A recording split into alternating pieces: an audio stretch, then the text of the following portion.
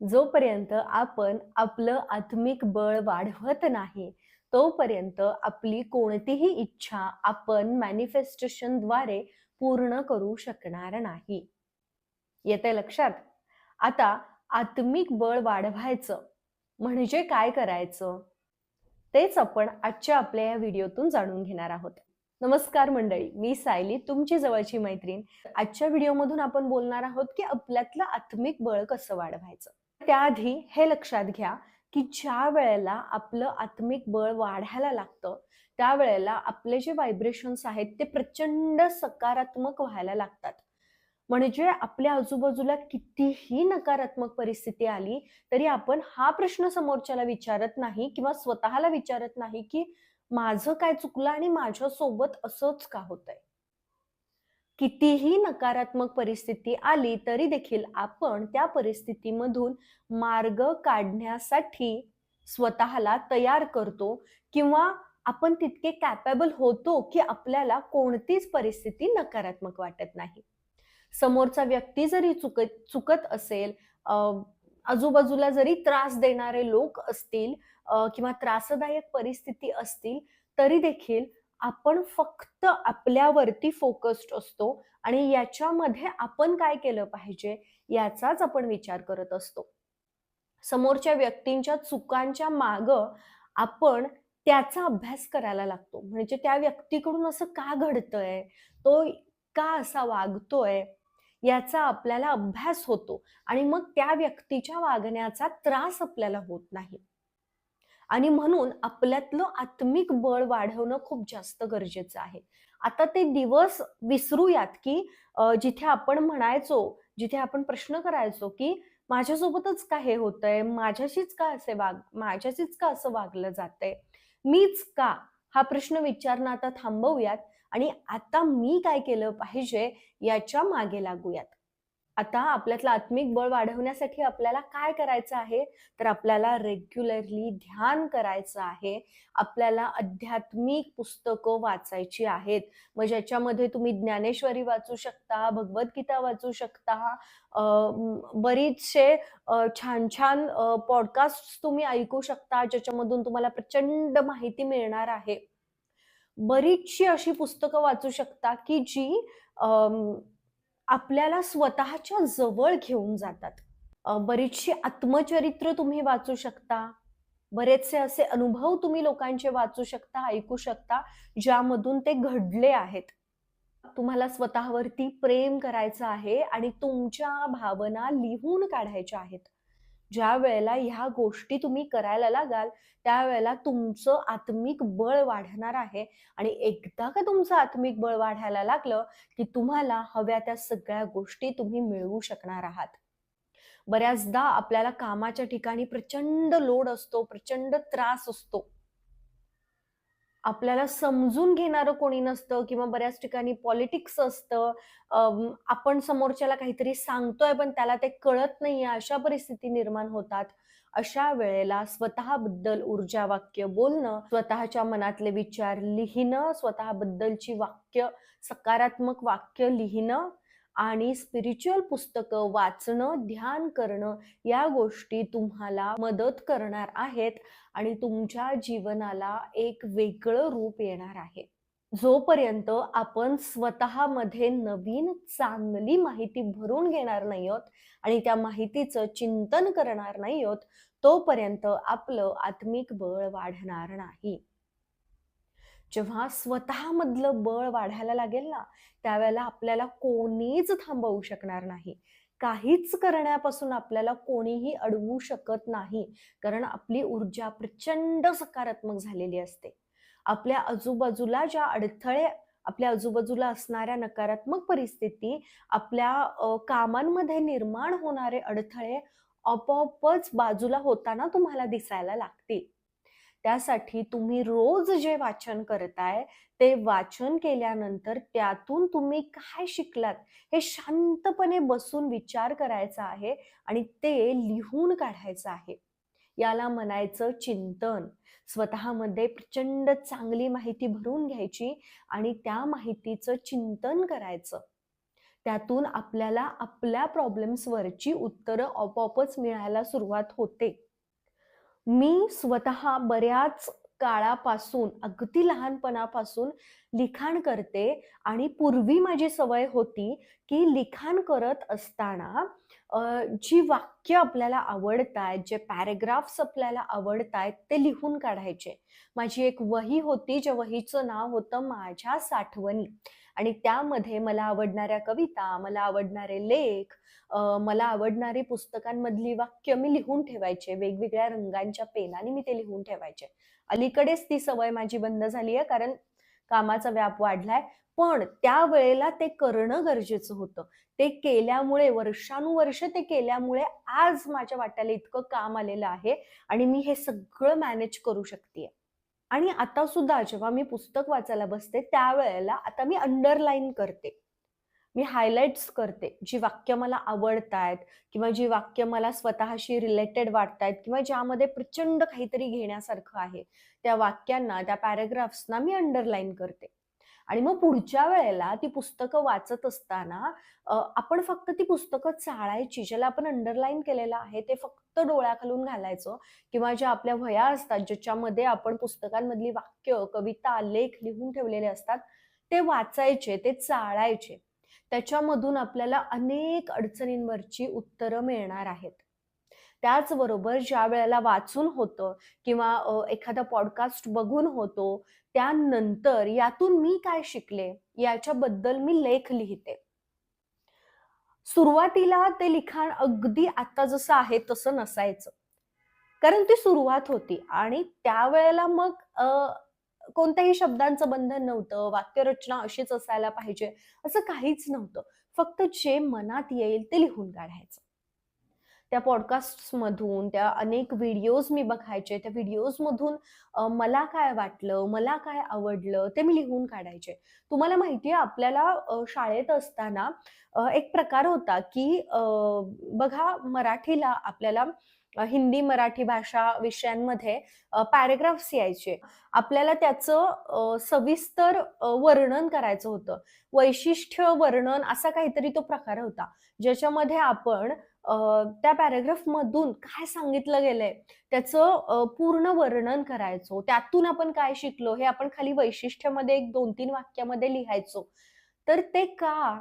त्याचं महत्व आत्ता कळतंय.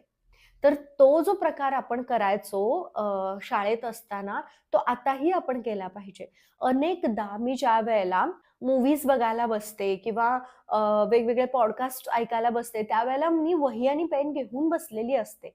एखादा सिनेमा बघून झाल्यानंतर तो सिनेमा मला कसा वाटला, त्यातून घेण्यासारखं काय आहे, याच्यावरती सुद्धा मी लेख लिहिलेले आहेत. म्हणजे जेव्हा आपण ते लिहिणार आहोत, त्यावेळेला आपण स्वतः त्या तिथे पोझिशनला स्वतःला ठेवतो आणि त्या पद्धतीने आपल्याला काय वाटतंय ते लिहितो. आणि ज्यावेळेला समोरच्या व्यक्तीच्या परिस्थितीमध्ये, समोरच्या कॅरेक्टरमध्ये आपण स्वतःला बघतो आणि आपल्याला काय वाटतंय ते लिहितो, त्यावेळेला आपले प्रॉब्लेम्स हे आपोआप सुटायला लागतात. आणि ह्यामुळे आपण प्रचंड हलके होतो. आपल्या भोवतीची ऊर्जा, आपला ऑरा प्रचंड स्ट्रॉंग होतो आणि आपल्याला हव्या त्या गोष्टी आपल्याला मिळण्यासाठी मदत होते. आणि म्हणून आपल्याला आपल्यातलं आत्मिक बळ वाढवणं खूप जास्त गरजेचं आहे. आणि हे सातत्याने जेव्हा तुम्ही कराल, त्यावेळेला तुम्ही स्वतःला एका वेगळ्या उंचीवर बघणार आहात. तुमच्यासाठी कोणतीच परिस्थिती अडचणीची नसेल. आता आपण म्हणतो, की माझ्या आजूबाजूची परिस्थिती नकारात्मक आहे. नाही, तुम्हाला कोणतीही परिस्थिती नकारात्मक वाटणार नाही. तुम्हाला कोणतीही अडचण ही अडचण वाटणार नाही. तुम्हाला फक्त आणि फक्त त्या अडचणीमागे सुद्धा काहीतरी चांगलं दिसेल. आपल्या जीवनात येणारी प्रत्येक परिस्थिती आपल्याला चांगलीच वाटू लागेल. नकारात्मक परिस्थितीमध्ये राहून सुद्धा सकारात्मक विचार आपोआप केला जाईल. म्हणजे तुमच्या मनामध्ये असा विचारच येणार नाही, की आजचा दिवस किती बेकार गेला किंवा आज मला किती अडचणी आल्या आणि अडचणी असताना देखील तुम्ही त्या अडचणींना अडचणी समजणार नाहीये. रोजच्या रोज ज्या वेळेला तुम्ही स्वतःसोबत बसून 15 ते 20 मिनिटांचं ध्यान करणार आहात, त्यावेळेला देखील तुम्हाला अनेक गोष्टी क्लिअर होणार आहेत. तुमचं वय किती आहे तेवढ्या मिनिटांचं रोज मेडिटेशन तुम्ही केलंच पाहिजे. तुमच्या विचारांसोबत बसणं म्हणजे मेडिटेशन. मग ते विचार कोणतेही असू देत, ते विचार सकारात्मक असू देत किंवा नकारात्मक विचार असू देत. जे काही मनात चाललंय त्या गोंधळासोबत शांत बसून राहणं आणि मोठे श्वास घेत राहणं. फक्त शांत बसून राहणं. हे जर तुम्हाला जमलं तर तुमच्यामधलं आत्मिक बळ वाढतंय असं तुम्हाला जाणवायला लागेल. तुमच्यासाठी काय योग्य आहे, तुम्ही आता काय केलं पाहिजे, हे आतून तुम्हाला आपोआप आवाज यायला लागतील. आपोआप तुम्हाला कळायला लागेल की आता काय केलं पाहिजे, पुढची स्टेप काय असली पाहिजे. आणि म्हणून वेगवेगळी माहिती, आध्यात्मिक माहिती, त्याचबरोबर स्वतःमध्ये सुधारणा करणारी माहिती तुम्ही स्वतःमध्ये भरून घेणं अपेक्षित आहे. तुमचं आत्मिक बळ वाढवण्यासाठी प्रचंड काम करण्याची गरज आहे. काय काम? तर रोजच्या रोज ध्यान करणं, रोजच्या रोज वेगवेगळे माहितीजनक लेख वाचणं, पुस्तकं वाचणं, पॉडकास्ट ऐकणं आणि त्यातून तुम्ही काय शिकलेला आहात ते लिहून काढणं. नाही रोज जमत आहे, आठवड्यातून 2दा लिहा, 3दा लिहा, पण लिहा. या आठवड्याभरामध्ये मी काय शिकले, अशा कोणत्या परिस्थिती होत्या की ज्यांना मी चुकीचं रिॲक्ट केलं, तिथे मी काय करू शकले असते. हे फक्त विचार करू नका, तर लिहून काढा. त्यामुळे तुमच्यातली आंतरिक शक्ती स्ट्रॉंग व्हायला मदत होईल, ती शक्ती वाढायला मदत होईल. तुमच्या व्यक्तिमत्वामध्ये एक वेगळेपणा निर्माण होईल आणि सगळेजण तुमच्याकडे अट्रॅक्ट व्हायला लागतील. तुमचं बोलणं इतरांना आवडायला लागेल. कारण तुम्ही या सगळ्या गोष्टी स्वतः करताय. कुठेतरी वाचून तुम्ही जर लेक्चर द्यायला लागलात किंवा एक 4-5 व्हिडिओज बघून जर तुम्ही लेक्चर द्यायला लागलात, तर समोरच्यापर्यंत तितकं पोहोचत नाही. जेव्हा तुमच्या आतून येईल, तुमचा अनुभव बोलेल, त्या वेळेला लोकांना ते पटणार आहे. तुम्हाला माझे व्हिडिओज इतके का आवडतात? कारण ज्या गोष्टी मी करते आहे, ज्या गोष्टी मी अनुभवते आहे आणि त्यातून बाहेर पडण्यासाठी मी काय करते, हे जेव्हा तुम्हाला सांगते, त्या वेळेला ते तुमच्यापर्यंत पोहोचतं. एखादा पुस्तक वाचून जेव्हा मी बोलायला लागेन, त्यावेळेला तुम्हाला ते आवडणार नाहीये किंवा तुमच्यापर्यंत ते तितकं पोहोचणार नाहीये. आपल्या बोलण्यामध्ये, आपल्या शब्दांमध्ये व्हायब्रेशन्स आहेत आणि जर ते व्हायब्रेशन्स सकारात्मक असतील तर ते समोरच्याच्या मनाला भिडतात. आपलं मत विचारात घेतलं जातं, आपल्याला आदर दिला जातो, आपल्या भोवती छान छान लोक यायला सुरुवात होते, आपल्याकडून अनेक चांगली कामं घडवून घेतली जातात. हे विश्वच ती कामं आपल्याकडून घडवून घेतो. पण त्यासाठी आपल्याला स्वतःवरती काम करायची गरज आहे. स्वतःबद्दल ऊर्जा वाक्य म्हणजेच अफर्मेशन्स, वेळोवेळी ते अफर्मेशन्स बदला. जी परिस्थिती आहे त्यानुसार ते अफर्मेशन्स बदला. अनेकदा आपण अनेक आत्मचरित्र जेव्हा वाचतो त्यावेळेला आपल्या हे लक्षात येतं की अनेक नकारात्मक परिस्थितीमधून जात असताना बरेचसे सकारात्मक बदल अनेकांनी स्वतःमध्ये घडवलेले आहेत आणि त्यामुळे ते जीवनाची उंची गाठू शकले आहेत. आणि म्हणून स्वतःमध्येच बदल घडवून आणणं खूप गरजेचं आहे. सगळे आपल्याला त्रास देतात, मान्य आहे. आपण हे मान्य करूया की आपण चुकत नाही आहोत, पण सगळे चुकतात. पण आपण तो त्रास स्वतःला करून घेतोय म्हणजे आपण चुकतोय. भलेही आपण समोरच्या व्यक्तीशी खूप छान वागतोय, आपण समोरच्याबद्दल सगळं आपली कर्तव्य पूर्ण करतोय, पण स्वतःबद्दलची कर्तव्य, स्वतःबद्दल आपली एक जबाबदारी आहे. स्वतःची जबाबदारी आपण स्वतः घेतोय का? नाही. म्हणजे आपण चुकतोय आणि जेव्हा आपण हे मान्य करणार आहोत, त्याच वेळेला आपल्यामध्ये बदल व्हायला सुरुवात होईल. अनेक सेशन घेतल्यानंतर असं लक्षात येतं की बरेच जण वर्षानुवर्षे असंच जगतायत. काहीच अर्थ नाहीये त्या जगण्याला. असे ते जगतायत. म्हणजे तेच स्वतःसाठी काहीच करायचं नाही. ना कधी स्वतःच्या श्वासांसोबत बसायचंय आपल्याला, ना कधी आपल्याला स्पिरिच्युअल पुस्तकं वाचून त्यातून काहीतरी घ्यायचं. म्हणजे बऱ्याच जणांना मी असं सुद्धा बघितलंय, की जे प्रचंड आध्यात्मिक आहेत, ते स्वतःला आध्यात्मिक म्हणवून घेतात. जे तासनतास देवपूजा करतात, भरपूर देवाची गाणी म्हणतात, श्लोक म्हणतात. पण त्याचा मागचा अर्थच जर आपल्याला कळलेला नाही आणि तो अर्थ समजून घेऊन आपण ते सगळं आपल्या जीवनामध्ये उतरवलं नाही, तर त्याचा उपयोग काय? मग आपण आध्यात्मिक झालो का? नाही. आपल्यातलं आत्मिक बळ वाढेल का? नाही ना. त्यासाठी आपण जे बोलतोय, जी गाणी म्हणतोय, जी कीर्तन म्हणतोय, जे भजन म्हणतोय, त्याचा अर्थ समजून घेतला पाहिजे. त्यामध्ये काय सांगितलं गेलंय, ती तत्व काय आहेत, ती जीवनामध्ये आणली पाहिजेत. त्यावेळेला आपलं आत्मिक बळ वाढेल आणि मग आपोआप आपला आत्मविश्वास वाढायला सुरुवात होईल. आत्मिक समाधान आपल्याला मिळायला लागेल. आपल्या आत्म्याचं बळ वाढवणं, आपली इच्छाशक्ती स्ट्रॉंग करणं, अनेक लहान, लहान, लहान गोष्टींमधून समाधान वाटून घ्यावं लागेल. आज माझा व्हिडिओ किती छान झाला किंवा अ, आज मी एक छान मस्त पॅराग्राफ लिहून काढला. ही किती समाधानकारक गोष्ट आहे. किंवा आज मी एक 10 जणांचा स्वयंपाक केला. माझ्यामध्ये तेवढी कॅपॅबिलिटी आहे, की मी करू शकते. मला किती छान वाटतंय. आज मी एखाद्या व्यक्तीची किंवा एखाद्या गोष्टीची जबाबदारी उचलली. मी स्वतःची जबाबदारी उचलली. मला किती छान वाटतंय. हे जे स्वतःबद्दलचं समाधान आहे ना, हे समाधान म्हणजे आत्मिक समाधान. आपण ते अनुभवत नाही. आपण काय करतो, मला इतकं काम करावं लागतंय म्हणून त्रास करून घेतो. त्याबद्दल समाधान व्यक्त करूया, की आपल्यामध्ये तेवढी कॅपॅबिलिटी आहे, की आपण ते करू शकतोय. मग आपल्यातलं समाधान वाढायला लागेल. या समाधानाची जाणीव आपणच स्वतःला करून दिली पाहिजे. आपण कधीच शांत बसून स्वतःला हे सांगत नाही, की किती माझ्या आजूबाजूला असणाऱ्या गोष्टी किती समाधानकारक आहेत.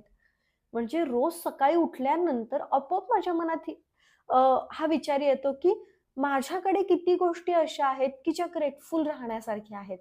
आज मी डोळे उघडू शकली आहे. आज मी नवीन काहीतरी करू शकणार आहे. ही खूप समाधानकारक गोष्ट आहे. आणि ज्यावेळेला हे आत्मिक सौख्य, आत्मिक समाधान आपल्याला लाभायला लागेल ना, त्यावेळेला आपला आत्मविश्वास हा कमालीचा असेल. आपल्यामध्ये होणारे बदल हे कमालीचे असेल आणि मग तिथे सातत्य ठेवण्यासाठी त्रास नाही होणार आपल्याला. कारण त्या सगळ्या गोष्टींचा आपण आनंद घेतोय ना. जेव्हा पुस्तक वाचत असताना त्या पुस्तकांमधून आपण काय शिकतोय हे जीवनामध्ये आणायला, उतरवायला सुरुवात करू, त्यावेळेला वाचनामध्ये सातत्य आपोआपच राहील. कारण ते चांगले अनुभव आपण घेणार आहोत. किंवा ज्यावेळेला दिवसातून एक 10 ते 15 वेळा आपण म्हणू, की "वॉव! आज किती छान वाटतंय" किंवा "हे काम झाल्यानंतर किती मस्त वाटतंय." फरशी पुसली, स्वच्छता केली, की मी स्वतःला शांत बसते आणि "वाह! घरात किती मस्त वाटतंय." मला खूप छान वाटतंय. हे मी स्वतःला सांगते. हे मी स्वतःशी बोलते आणि मग आपोआपच मला छान वाटायला लागतं. माझं समाधान वाढायला लागतं. त्या कामातून मला आनंद मिळतो. मग ते कोणतंही काम असू दे. भलेही मला भांडी घासायला आवडत नाहीत आणि मी प्रामाणिकपणे सांगते, की मला नाही आवडत स्वयंपाक करायला किंवा भांडी घासायला. पण ज्यावेळेला अ, घरी पाहुणे येतात, त्यावेळेला मी स्वयंपाक करते आणि स्वतःला सांगते, की मला खूप छान वाटलं आज इतक्या सगळ्या जणांना स्वयंपाक करून खाऊ घालायला. तर हे सांगणं, हे बोलणं हे खूप गरजेचं आहे. असं नाहीये, की आपल्याला घरातलं काम करायला आवडत नाही, ते आपल्याला करावं लागतं. पूर्वी मी देखील करायचे. पण ज्यावेळेला आपला इतर कामांचा व्याप वाढतो, त्यावेळेला तिथं आपण पुरेशी ऊर्जा देऊ शकत नाही. मग तिथं ती ऊर्जा देण्यासाठी, त्या गोष्टीचा आनंद घेण्यासाठी आपल्याला स्वतःला आनंद द्यावा लागेल. आणि मग आपण त्या गोष्टीचा आनंद घ्यायला लागू. आणि जेव्हा आपण आपल्या प्रत्येक गोष्टीचा आनंद घेणार आहोत, त्यावेळेला आपल्यातलं बळ वाढणार आहे. आणि म्हणूनच आत्मिक बळ वाढण्यासाठी काही गोष्टी करणं गरजेच्या आहेत, ज्यामुळे आपण आपल्या जीवनाला प्रचंड कलाटणी देऊ शकू आणि ती सकारात्मक कलाटणी देऊ शकू. त्यासाठी काय-काय करायचं आहे ते सगळं आपण आज बोललोय. तुम्ही ना प्रत्येक व्हिडिओ पाहिल्यानंतर यातून तुम्हाला काय जाणवलं, तुम्ही काय शिकलात आणि तुम्ही काय करायचं आहे? कारण मी प्रत्येक व्हिडिओमध्ये सांगते, की तुम्हाला हे करायचं आहे. तर त्याची यादी करून ठेवत जावा. फक्त व्हिडिओज बघून सोडून नाही द्यायचंय. वही पेन घेऊन बसत जावा आणि व्हिडिओ पाहून झाल्यानंतर आज सायलीताईंनी काय सांगितलंय करायला, त्याची लिस्ट काढायची आणि ती तुमच्या डोळ्यासमोर ठेवा. सतत ते चाळत राहा. म्हणजे आपोआप तुमच्याकडून ते व्हायला लागेल. विचार करा, तुम्हाला व्हिडिओज पाहून इतकं छान वाटतंय, मग जर मी काय सांगतेय ते प्रत्यक्ष केल्यानंतर तुम्हाला किती छान वाटेल. त्यामुळे प्रत्येक व्हिडिओ पाहून झाल्यानंतर चिंतन करायचं आहे. जे सांगितलं गेलंय ते कंप्लीट करायचं आहे. तरच तुम्हाला तुमच्या जीवनामध्ये फरक अनुभवता येणार आहेत. आजचा हा व्हिडिओ तुम्ही इथपर्यंत पाहिलात त्याबद्दल खूप धन्यवाद, खूप कृतज्ञता. पुन्हा भेटूयात अशाच एका नवीन छान विषयासोबत. तोपर्यंत आजच्या व्हिडिओमधून तुम्ही काय शिकलेला आहात त्याची यादी काढायची आहे. तुमचं टाइम टेबल बनवायचं आहे आणि तुम्ही ध्यान करण्यासाठी, आध्यात्मिक पुस्तकं वाचण्यासाठी, वाचलेल्या पुस्तकांबद्दल लिहिण्यासाठी आणि जे मी सांगितलं आजच्या व्हिडिओमध्ये ते सगळं करण्यासाठी कसा वेळ देणार आहात, त्याची एक दिनचर्या, स्वतःची एक दिनचर्या बनवा आणि त्यानुसार चालायला सुरुवात करा.